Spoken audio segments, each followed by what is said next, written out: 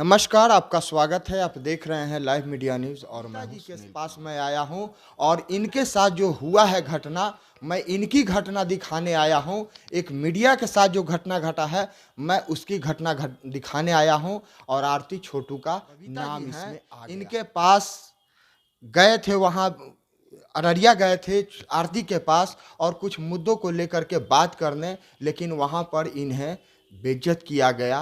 इनके साथ जो अभद्रता भी है यहाँ पर, आइए जानते हैं इनसे कि इनका क्या कहना है इस विषय पे।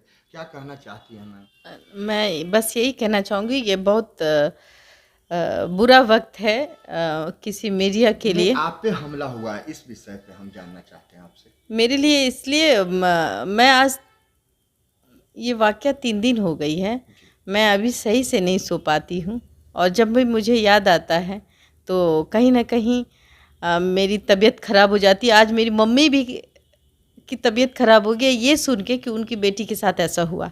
कोई भी माँ नहीं चाहेगी कि उनके बच्चे को कोई टॉर्चर करे और हम टॉर्चर हुए हैं। बस कहीं ना कहीं आपको टारगेट किया गया था क्या? देखिए, सवाल जब आप किसी से पूछेंगे तो सवाल तो हम नेता से भी पूछते हैं, सवाल हम उन लोगों से भी पूछते हैं जो कि आप रिया वाले केस को देखिए, मीडिया ने कितना सवाल पूछा। क्या रिया ने उसको थप्पड़ मारा? कभी नहीं। भगा दिया? नहीं। रिया चक्रवर्ती के मैटर में भी बहुत सारी कंट्रोवर्सी हुई थी और बहुत सारे चैनल ने उसको दिखाया भी था और उससे सवाल भी कर रहा था, तो उससे कोई संबंध नहीं है। मीडिया का मतलब यही होता है कि कब, क्यों, कहाँ और कैसे। और हमारा बात था जानने का। जी, ये जो वाक़या है, ये मीडिया पे हमला हुआ था। हमला के कारण जब कब, क्यों, कैसे, यही पूरा मीडिया का रूल है। यही रूल है।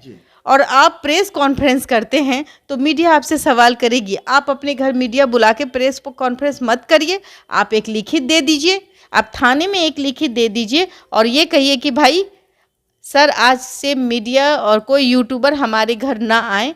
आप जब आवेदन दे देते हैं थाना किस लिए होता है? आवेदन देने के लिए होता है, आपकी बातों को रखने के लिए होता है, आपको सुरक्षा प्रदान करने के लिए होता है।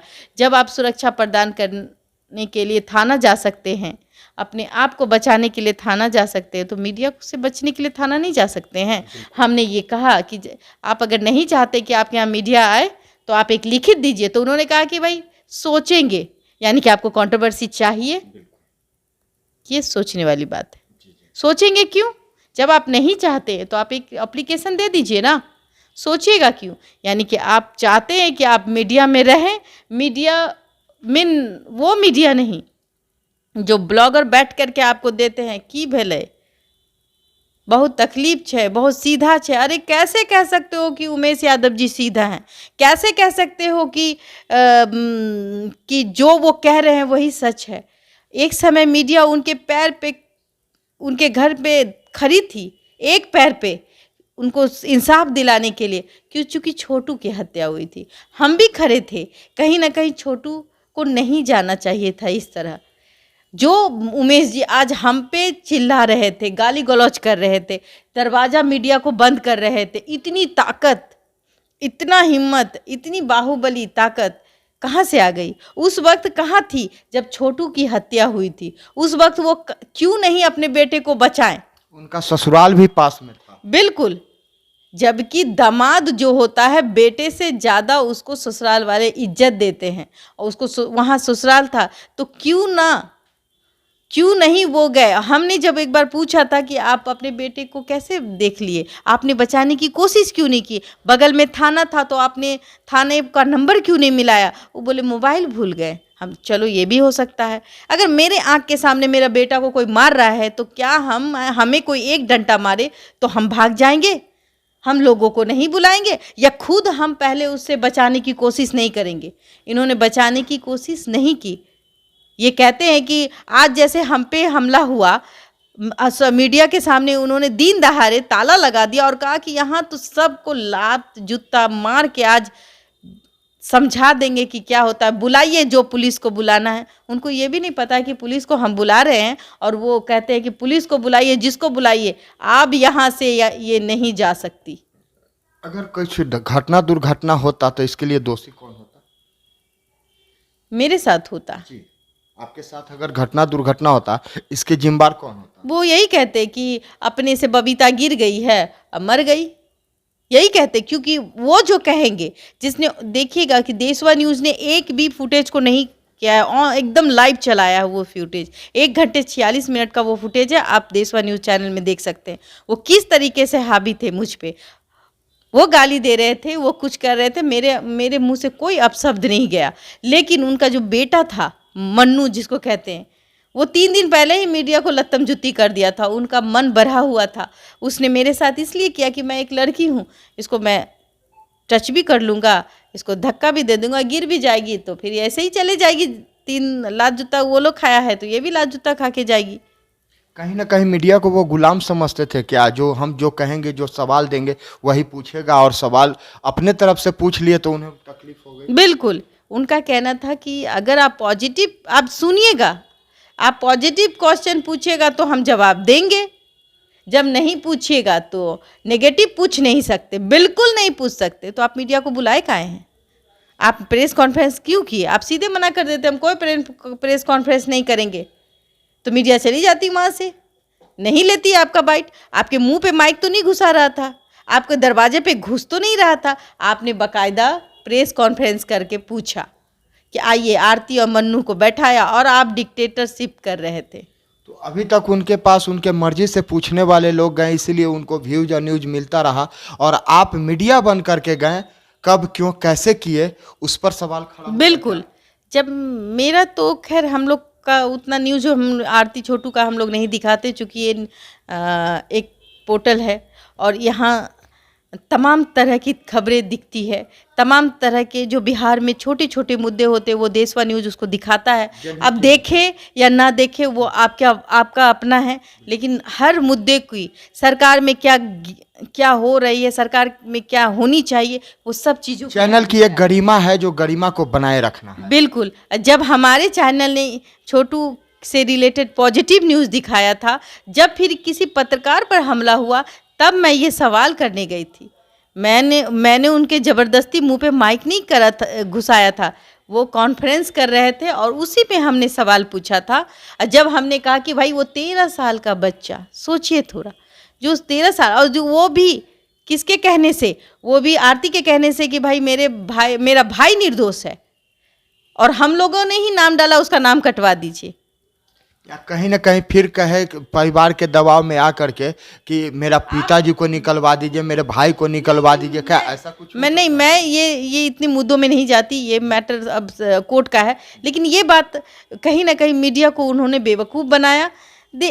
आपने गौर किया होगा कि भाई वो दूध मुँहा बच्चा सब आज कहीं ना कहीं पॉजिटिव में चले गए हैं, नेगेटिव में चले गए हैं। आरती अच्छी है, आरती का परिवार अच्छा है, मोनू अच्छा है, शादी कर लिया है, कोई बात नहीं, शादी होनी चाहिए। जब 2 बच्चे की माँ भाग सकती है तो फिर आरती क्यों नहीं शादी कर सकती? बिल्कुल कर सकती है शादी, उसका अधिकार है शादी करने का। लेकिन क्या हिंदू धर्म में कोई कुछ, अगर लोगों के अंदर वो आशंकाएं थे कि क्या हिंदू धर्म में लोग शादी 6 महीने या 4 महीने के अंदर किसी की मृत्यु हो जाती है और क्या कोई शादी कर सकता है?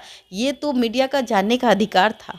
ये पूछने गया था कि या 13 साल का लड़का, जो आरती बौखला के रो रही थी, कह रही थी कि मेरे भाई को बचा लीजिए, मेरा भाई निर्दोष है, उमेश यादव जी ने उनका नाम डाल दिया है। मैडम शादी तो कर ली, लेकिन सुनते हैं कि जब शादी होता है, लड़का लड़की का लगता है और कोई एक्सपायर कर जाता है, तो वो शादी का डेट भी बढ़ा दिया जाता है कि अभी नहीं करेंगे। कहाँ गया हिंदू धर्म में? कहाँ गया वो मन्नू, जो जिस लड़की से उसकी शादी की बात लगी थी? आपको याद होगा, आप लोगों ने शायद गौर नहीं किया होगा कि वो मन्नू जिसकी शादी की बात ऑलरेडी हो चुकी थी, उसकी शादी ऑलरेडी, बारात उसके घर आनी थी, तब ये हादसा हुआ छोटू वाला।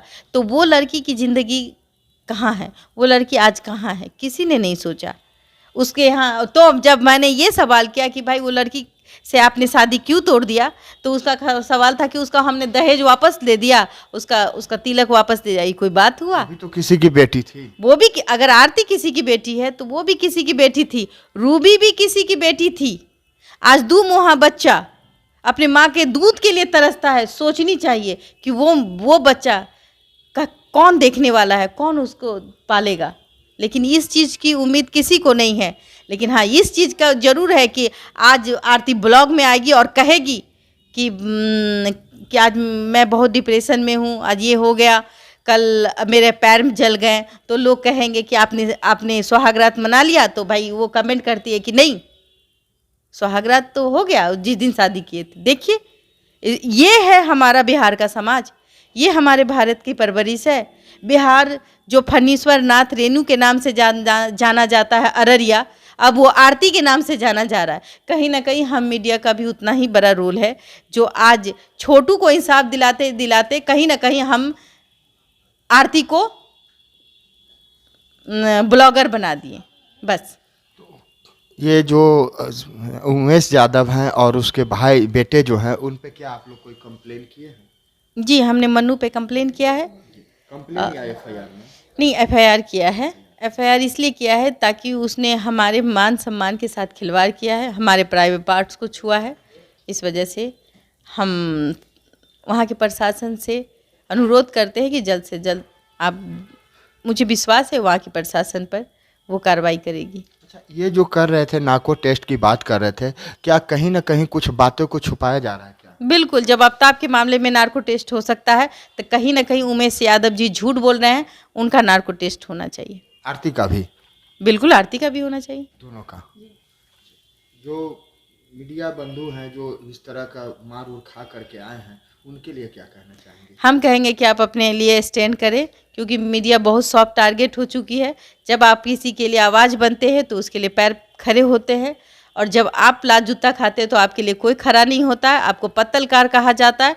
तो इन लोगों से आप बचने की ज़रूरत है। ऐसे ऐसे लोगों के घर जाने से अपने आप को बचे। Thank you. मैं मिसेस इंडिया रूबरू बबीता मिश्रा हूँ और देशवा न्यूज़ की मैं ब्रांड एम्बेसडर भी हूँ। धन्यवाद। साथियों, आप देख रहे थे लाइव मीडिया न्यूज़। देख लीजिए कि किस तरह से समाज में लोगों के साथ बर्ताव किया जाता है, और ख़ास करके मीडिया के साथ। आप देख रहे थे लाइव मीडिया। अगर यह वीडियो अच्छा लगा हो तो जनहित में शेयर करें। आपका बहुत बहुत धन्यवाद। हमसे जुड़े रहने के लिए हमारे YouTube चैनल को सब्सक्राइब करें और नई वीडियो की नोटिफिकेशन के लिए बेल आइकॉन को दबाएं।